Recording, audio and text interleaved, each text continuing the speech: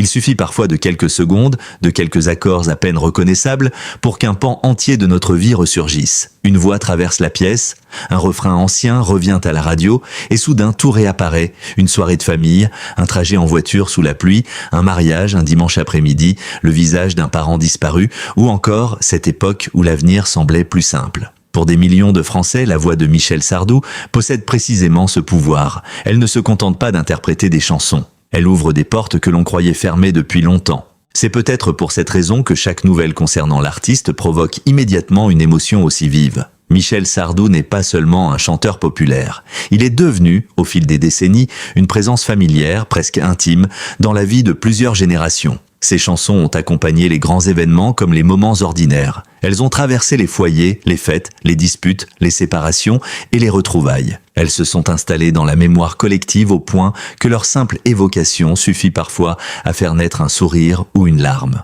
Lorsque l'on parle aujourd'hui d'une triste nouvelle concernant Michel Sardou, il convient pourtant d'être précis. Il ne s'agit pas de l'annonce d'une disparition ni d'un drame brutal confirmé à la dernière minute. La réalité est différente, plus silencieuse mais profondément bouleversante pour son public. L'artiste a choisi de quitter définitivement la scène, reconnaissant que son corps et sa voix ne lui permettaient plus de supporter les exigences d'une grande tournée. Cette déclaration, prononcée avec la franchise qui l'a toujours caractérisé, a provoqué une immense vague de tristesse. Derrière des mots simples se cache une vérité que chacun finit un jour par affronter. Même les voix, que l'on croyait éternelles, doivent accepter les limites imposées par le temps. Pendant près de 60 ans, Michel Sardou avait pourtant donné l'impression de pouvoir résister à tout, aux critiques, aux polémiques, aux changements de mode, aux générations qui se succédaient et aux prédictions annonçant régulièrement la fin de sa carrière. Il revenait toujours avec la même présence, la même façon d'occuper l'espace et cette puissance vocale immédiatement reconnaissable. Lorsqu'il avançait sous les projecteurs, il semblait porter sur ses épaules une partie de l'histoire de la chanson française. Sur scène, Sardou ne chantait jamais à moitié. Il ne se contentait pas d'enchaîner des succès. Il incarnait des histoires, des personnages et des émotions. Il pouvait devenir un homme amoureux, un fils nostalgique, un marin abandonné, un homme en colère ou un témoin inquiet du monde qui changeait autour de lui. Sa voix avait la capacité rare de transformer un texte en scène de cinéma. Le public ne venait donc pas seulement entendre des chansons qu'il connaissait par cœur. Il venait retrouver une atmosphère, un souvenir et parfois une version plus jeune de lui-même. Lorsque Michel Sardou annonça son ultime tournée, le titre même choisi pour ce dernier rendez-vous, « Je me souviens d'un adieu », semblait résumer toute la mélancolie du moment. Dès les premières représentations, les spectateurs savaient qu'ils assistaient probablement à quelque chose d'irremplaçable. Chaque entrée sur scène avait une saveur différente. Chaque applaudissement paraissait durer un peu plus longtemps. Chaque refrain repris par la foule ressemblait à une tentative collective de retenir l'artiste encore quelques minutes. Cette tournée ne fut pas seulement une série de concerts, elle devint une cérémonie d'adieu. Dans les salles, on apercevait des visages de tous âges. Certains avaient découvert Michel Sardou dans les années 1970. D'autres étaient venus avec leurs enfants ou leurs petits-enfants. 3 générations se retrouvaient parfois côte à côte, unies par les mêmes chansons, même si chacune les avait découvertes à une époque différente. C'est là que réside probablement la force la plus impressionnante de son héritage. Michel Sardou n'a pas seulement connu le succès à un moment précis, il a accompagné le temps. Ses chansons ont voyagé d'une génération à l'autre, changeant parfois de signification selon l'âge de ceux qui les écoutaient. Un titre entendu à 20 ans ne provoque pas la même émotion lorsqu'on le retrouve à 60. Les paroles n'ont pas changé, mais la vie, elle, a laissé ses traces. Pour l'artiste, le dernier concert signifiait la fin d'une vie réglée par les répétitions, les déplacements, les hôtels, les loges et cette attente particulière avant l'ouverture du rideau. Pour son public, il représentait la fermeture d'un chapitre personnel. Car lorsqu'une grande figure de la chanson française quitte la scène, ce n'est jamais uniquement sa propre carrière qui s'achève. Une partie de l'époque qu'elle incarnait commence elle aussi à s'éloigner. Les jeunes gens qui dansaient autrefois sur la maladie d'amour sont devenus parents puis grands-parents. Ceux qui découvraient « Je vais t'aimer » sur un disque vinyle l'écoutent désormais sur une plateforme numérique. Quant au lac du Connemara, il continue de résonner dans les mariages, les fêtes étudiantes et les réunions familiales, comme si cette chanson refusait obstinément de vieillir. C'est précisément cette continuité qui rend le silence actuel si difficile à accepter. Michel Sardou est toujours là, mais la scène qui fut longtemps son territoire naturel est désormais vide. Il ne montera probablement plus devant des milliers de personnes pour lancer les premières paroles d'un succès historique. Il ne retrouvera plus ce dialogue unique avec un public qui connaissait parfois chaque mot avant même qu'il ne le prononce. Cette absence n'est pas une disparition, mais elle ressemble à une séparation.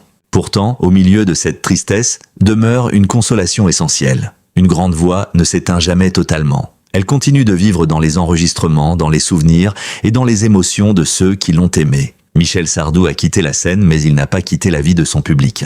Et c'est peut-être cela qui rend cet adieu si bouleversant. Nous savons qu'une époque s'achève, tout en refusant encore d'accepter qu'elle appartient déjà au passé. Et pourtant, pour comprendre pleinement pourquoi cet adieu bouleverse autant, il faut revenir sur l'ampleur d'une carrière qui ne ressemble à aucune autre. Michel Sardou n'a jamais été un artiste discret, ni un chanteur destiné à se fondre dans le décor. Dès ses débuts, il s'est imposé par une voix puissante, une présence presque théâtrale et une manière de raconter la France qui divisait autant qu'elle fascinait. Il n'a jamais cherché à plaire à tout le monde. Il préférait provoquer une réaction, susciter un débat, parfois même choqué, plutôt que de laisser son public indifférent. C'est sans doute l'une des raisons pour lesquelles son nom est resté aussi profondément inscrit dans la mémoire collective. On pouvait aimer Michel Sardou avec passion ou le critiquer avec sévérité, mais il était impossible de l'ignorer. Ses chansons ne se contentaient pas d'occuper les premières places des classements. Elles entraient dans les conversations, alimentaient les polémiques et devenaient parfois le reflet des inquiétudes, des contradictions ou des rêves d'une époque entière. Dans les années 1970, alors que la société française traversait de profondes transformations, Sardou choisit souvent d'aborder des sujets sensibles. La famille, l'autorité, la guerre, l'exil, la religion, le mariage, la vieillesse ou encore la nostalgie d'une France disparue apparaissaient dans ses textes sous des formes directes, parfois brutales. Il chantait souvent à la première personne, incarnant des personnages dont les opinions n'étaient pas nécessairement les siennes. Mais le public et les critiques confondèrent parfois le narrateur avec l'homme. Cette ambiguïté nourrit une grande partie des controverses qui accompagnèrent de sa carrière. Certaines chansons furent perçues comme des déclarations politiques, d'autres déclenchèrent des réactions violentes, des manifestations ou des appels au boycott. Des concerts furent perturbés, des salles furent placées sous surveillance. À plusieurs reprises, Michel Sardou se retrouva au centre de débats qui dépassaient largement le domaine musical. Mais loin de l'affaiblir, ces polémiques renforcèrent souvent son lien avec son public. Ceux qui l'aimaient voyaient en lui un artiste courageux, capable d'aborder des thèmes que d'autres préféraient éviter. Ils avaient le sentiment qu'il exprimait des émotions ou des inquiétudes que la culture dominante refusait parfois d'entendre. Plus on l'attaquait, plus ses admirateurs semblaient vouloir le défendre. Cette fidélité ne reposait pourtant pas uniquement sur la provocation. Elle venait surtout de la force de ses chansons. Michel Sardou possédait un instinct exceptionnel pour transformer une histoire individuelle en émotion universelle. Lorsqu'il chantait l'amour, il le faisait avec excès, presque avec violence. Lorsqu'il évoquait la solitude ou la vieillesse, sa voix donnait au texte une profondeur particulière. Même ses chansons les plus spectaculaires contenaient souvent une blessure cachée. « Je vais t'aimer » devint ainsi bien plus qu'une déclaration amoureuse. Le morceau exprimait une passion démesurée, presque impossible à contenir. La maladie d'amour transforma un sentiment connu de tous en hymne populaire. Le France racontait le destin d'un paquebot abandonné, mais beaucoup y entendaient aussi la douleur d'un pays confronté à la perte de ses symboles. Quant au lac du Connemara, la chanson devint progressivement un rituel collectif, repris dans les mariages, les fêtes, les stades et les soirées étudiantes. Cette capacité à créer des images puissantes explique pourquoi son répertoire a traversé les décennies. Michel Sardou ne chantait pas seulement des mélodies, il construisait des scènes. Il suffisait de fermer les yeux pour voir apparaître un port, une salle de bal, une maison vide, un chant irlandais battu par le vent ou le visage d'un homme confronté à ses regrets. Sur scène, cette dimension prenait toute son ampleur. Sardou possédait une manière très personnelle d'interpréter ses chansons, il avançait peu, utilisait des gestes précis et semblait parfois davantage jouer un rôle que donner un concert. Sa voix remplissait l'espace, soutenue par de grands orchestres et des arrangements spectaculaires. Chaque représentation était pensée comme un récit, avec ses tensions, ses silences et ses explosions. Mais derrière cette assurance se cachait aussi le prix d'une carrière aussi longue. Le public voyait les triomphes, les salles pleines, les disques vendus et les ovations. Il voyait moins les déplacements incessants, les répétitions, la pression des résultats et la fatigue accumulée au fil des années. Une tournée n'est jamais une simple succession de soirées. Elle exige une discipline physique et mentale permanente. À mesure que le temps passait, cette exigence devenait plus lourde. Michel Sardou devait continuer à chanter des morceaux écrits pour une voix jeune, souvent placée dans des tonalités difficiles. Le public, lui, attendait la même puissance qu'autrefois. Il voulait retrouver exactement l'artiste qu'il avait connu, comme si les années ne devaient avoir aucune conséquence. Cette attente pouvait être cruelle. Un chanteur ne peut pas suspendre le temps, même lorsque ses chansons donnent cette illusion. La voix évolue, le souffle diminue, les muscles récupèrent le plus lentement. Et pourtant, chaque soir, il faut recommencer, offrir la même intensité et faire oublier la fatigue.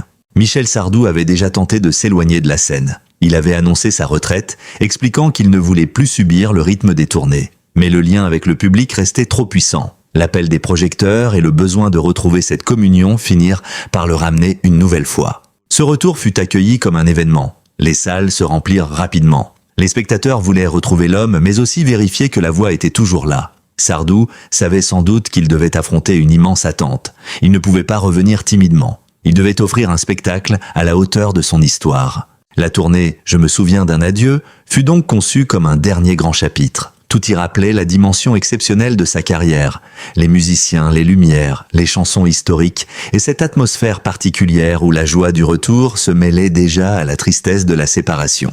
Mais au fil des concerts, les limites physiques devinrent de plus difficiles à ignorer. Michel Sardou comprit qu'il ne pourrait pas continuer indéfiniment sans risquer d'abîmer l'image qu'il avait construite. Il choisit alors de partir, tant que le public était encore présent, tant que les applaudissements restaient de puissants et tant que ses chansons pouvaient encore être défendues avec dignité. Cette décision n'était pas un aveu de faiblesse. Elle était peut-être, au contraire, l'un des gestes les plus courageux de sa carrière. Il aurait pu prolonger l'histoire, multiplier les apparitions, accepter des compromis et réduire progressivement l'exigence de ses spectacles. Il préféra fermer la porte lui-même. Il choisit de préserver le souvenir d'un artiste debout, capable de regarder son public et de lui offrir un dernier rendez-vous à la hauteur de son nom. C'est cette lucidité qui rend son départ si émouvant. Michel Sardou savait que la scène avait été sa maison, mais il savait également qu'un jour, il faudrait la quitter. Il a longtemps résisté au temps, aux critiques et aux changements d'époque. Mais il ne voulait pas lutter jusqu'à l'épuisement contre son propre corps. Derrière le chanteur controversé, derrière l'homme sûr de lui et parfois provocateur, apparaissait alors une figure plus vulnérable, celle d'un artiste contraint d'accepter que la passion ne suffit pas toujours à vaincre les limites humaines. Et c'est peut-être à ce moment précis que le public a compris la véritable portée de cet adieu. Ce n'était pas seulement la fin d'une carrière spectaculaire, c'était la fin d'un combat mené pendant des décennies pour rester au sommet, malgré les blessures, les doutes et le passage inexorable du temps. Après avoir mené ce combat pendant tant d'années, Michel Sardou a finalement choisi de ne plus défier le temps. Cette décision, aussi douloureuse soit-elle pour son public, porte en elle une forme de sérénité. Il ne s'agit pas d'un effacement brutal, ni d'une disparition entourée de mystères. Il s'agit d'un homme qui, après avoir consacré presque toute sa vie à la scène, accepte de refermer la porte avant que la scène ne se referme sur lui. Il existe plusieurs manières de partir. Certains artistes disparaissent sans avoir pu dire adieu. D'autres prolongent leur carrière jusqu'à l'épuisement, refusant de reconnaître que le corps ne suit plus la volonté. Michel Sardou a choisi une troisième voie, transformer son départ en dernier rendez-vous, offrir à son public la possibilité de comprendre que chaque chanson entendue pouvait être la dernière interprétée devant lui. Cette conscience donnait à la tournée finale une intensité particulière. Dans les salles, les spectateurs n'applaudissaient pas seulement la performance du soir. Ils applaudissaient plusieurs décennies de souvenirs, ils saluaient les disques achetés autrefois, les refrains chantés en famille, les émissions de télévision regardées ensemble et les moments de leur propre existence auxquels la voix de Sardou était restée attachée. Chaque soir, lorsque les premières notes d'un grand succès retentissaient, quelque chose dépassait le simple spectacle. Les regards se croisaient, certains souriaient, d'autres essuyaient discrètement une larme. Beaucoup semblaient de comprendre qu'ils assistaient à la fermeture d'un chapitre qui ne concernait pas uniquement le chanteur, mais aussi leur propre jeunesse. C'est là que réside la puissance d'un véritable adieu artistique. Il ne dit pas seulement « je m'arrête ». Il oblige chacun à regarder en arrière. Depuis son retrait, Michel Sardou a retrouvé une vie plus calme, loin de la pression des tournées, des répétitions et des déplacements incessants. Cette existence presque silencieuse contraste fortement avec celle de l'homme qui se tenait autrefois devant des milliers de personnes. Pourtant, ce calme n'a rien d'une défaite. Après avoir passé des décennies sous les projecteurs, le droit à la solitude peut devenir une forme de victoire. Pendant longtemps, son emploi du temps avait été dicté par le métier. Il fallait enregistrer, promouvoir, répéter, voyager, répondre aux médias, affronter les critiques et recommencer le soir suivant. Même le succès peut devenir une prison lorsque chaque instant dépend du regard des autres. La retraite lui offre désormais quelque chose qu'il avait rarement possédé, du temps qui n'appartient qu'à lui. Mais pour le public, cette nouvelle vie demeure difficile à imaginer. Michel Sardou semblait appartenir naturellement à la scène. On l'associait aux grandes salles, aux orchestres puissants, aux lumières et à cette manière de lancer un refrain comme s'il voulait atteindre le dernier rang. Le savoir loin de cet univers crée une sensation étrange, comme si une maison familière venait de perdre son occupant. La scène est toujours là. Les chansons existent encore, mais l'homme qui les incarnait ne viendra probablement plus les reprendre devant une foule. Cette absence n'efface pourtant rien.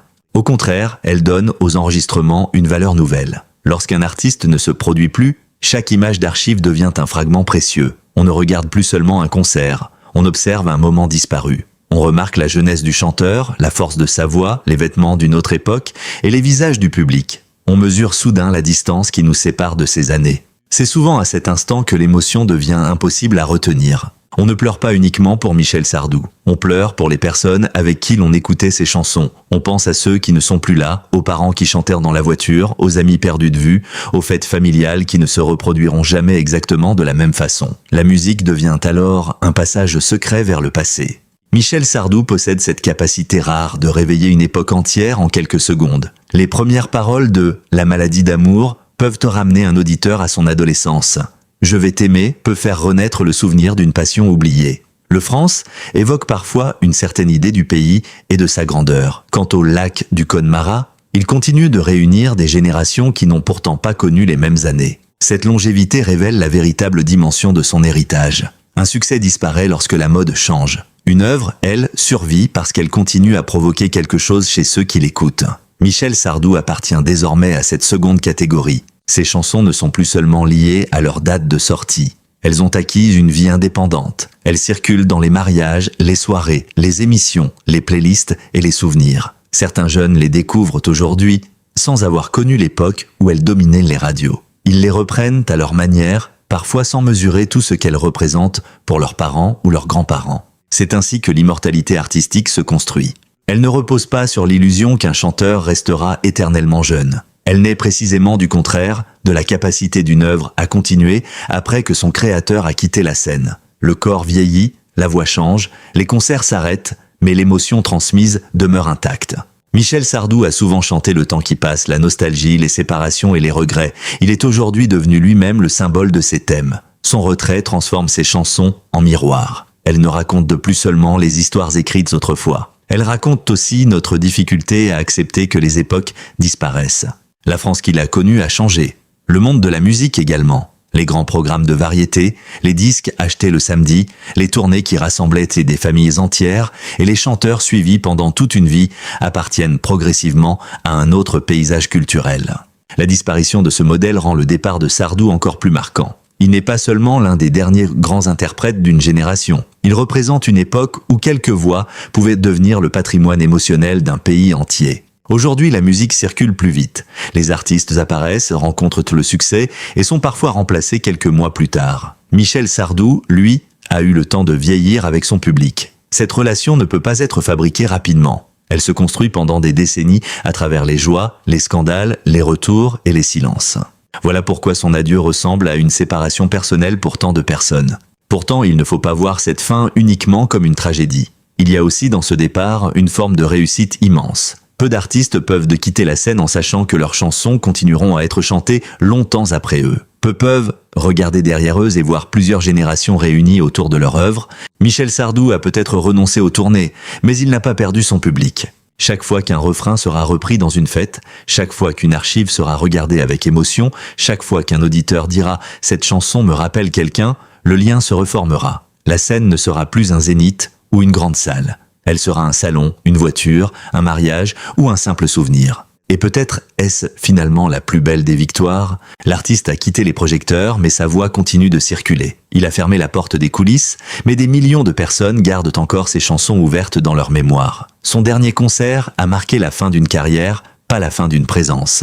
Alors, lorsque nous regardons aujourd'hui les images de Michel Sardou jeune, lorsqu'il avance sous les lumières et commence à chanter, il est difficile de ne pas ressentir un pincement au cœur. Nous savons que cette époque ne reviendra pas. Nous savons que le temps a accompli son œuvre. Mais nous savons également qu'une grande voix ne disparaît jamais vraiment. Elle continue de vivre dans ceux qui l'ont écoutée, aimée, critiquée ou simplement croisée un jour. Et tant qu'une chanson de Michel Sardou fera naître une émotion, un sourire ou une larme, l'adieu ne sera jamais complètement terminé. Et c'est peut-être là que se trouve la véritable leçon de cette histoire. Michel Sardou n'a pas seulement bâti une carrière impressionnante, il a laissé une empreinte dans la mémoire de millions de personnes. Son retrait de la scène nous rappelle que les plus grandes voix finissent elles aussi par se taire en public, mais que les émotions qu'elles ont créées peuvent continuer à traverser le temps. Derrière chaque chanson se cache désormais un souvenir, un visage, une époque, et parfois une blessure que l'on croyait refermée. Voilà pourquoi il est si difficile de regarder ces images sans être bouleversé. Elles nous parlent, c'est de l'artiste, mais aussi de nous-mêmes, de notre jeunesse et de ceux qui ont partagé ces refrains avec nous. Michel Sardou a peut-être prononcé son dernier adieu à la scène, mais son histoire reste vivante chaque fois que sa voix retentit quelque part. Et vous, quelle chanson de Michel Sardou a marqué votre vie ? Partagez votre souvenir dans les commentaires. Si cette vidéo vous a ému, n'oubliez pas de laisser un pouce bleu, de vous abonner à la chaîne et d'activer la cloche afin de ne manquer aucune de nos prochaines histoires consacrées aux grandes figures de la chanson française. Votre soutien nous permet de continuer à faire vivre leur mémoire et à raconter ces destins qui ont accompagné plusieurs générations.